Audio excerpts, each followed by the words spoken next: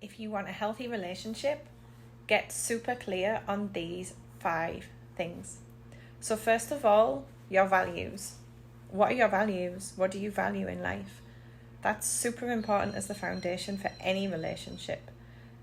For example, it could be honesty, it could be community, it could be laughter. Like, what do you value in life? Number 2, what are your needs? But when I say your needs, we have lots and lots of needs, but what are your key needs in relationship? So maybe your top 5 as an example. And we're all completely different. We may assume that our partner has the same needs as us, but actually that's pretty unlikely. So what are your key needs? That could be something such as certain types of intimacy, a certain type of communication, transparency, honesty, whatever that might be. The next thing, and this is a big one, be very clear on your boundaries. What are your deal breakers? What are the things that are your boundaries? It's like, that's just not okay for me. And again, we're all completely different. We assume that everyone has the same triggers and boundaries as us, and they really don't.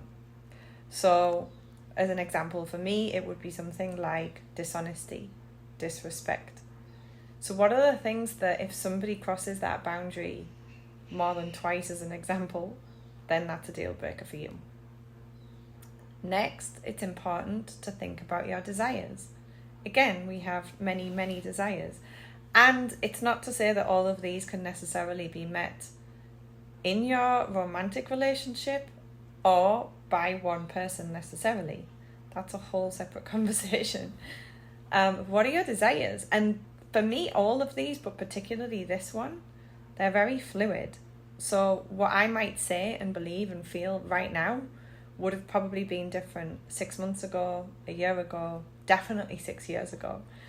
So what are the desires? What are the things that you're desiring to experience in relationship at this particular time?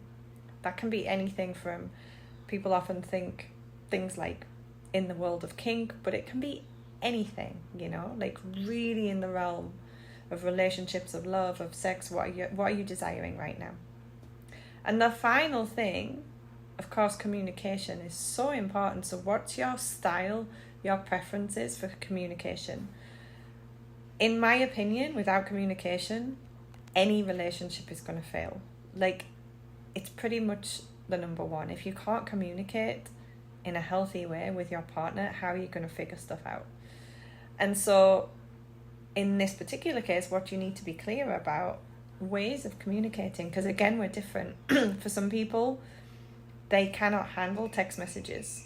Like, I just don't even want to work with text messages. Other people just don't like getting on the phone. Other people want to see each other face to face, however often. Like, we've all got completely different, especially in today's world, where we've got these phones attached to our hands 24/7. So what's the cadence of communication? What's the method?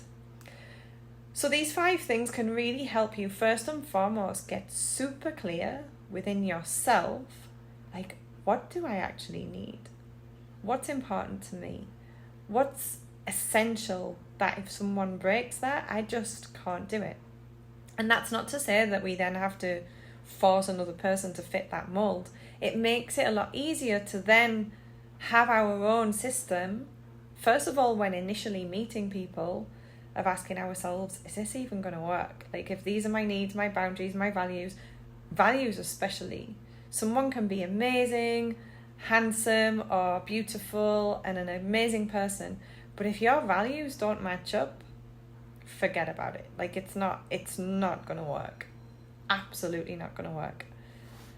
And I feel that many of us make assumptions. I did for many years. Well, I value honesty and trust and communication, so surely everybody does. No, some people don't. Like, some people, trust is lower down and something else is higher up. Like, we're all very different. Or what that looks like can be different. That's important too. Like, what does that mean to you? So these, for me, are fundamental to having healthy relationships. And then having regular communication with your partner or partners to say, are we in support of this with each other? Is this working? Can we compromise on these things? Sometimes there might be a natural fit where most of your needs and boundaries and desires match up, if you're very, very lucky. And sometimes it might be more a case of, okay, I've never really seen it that way, but can you compromise between you and your partner to say, okay, I hear you and that's important for you. Let me see if I can work with that. Then there's a whole other subject around a fundamental one, which is what really is your relationship preference? So is it monogamy? Is it non-monogamy? Is it ethical non-monogamy?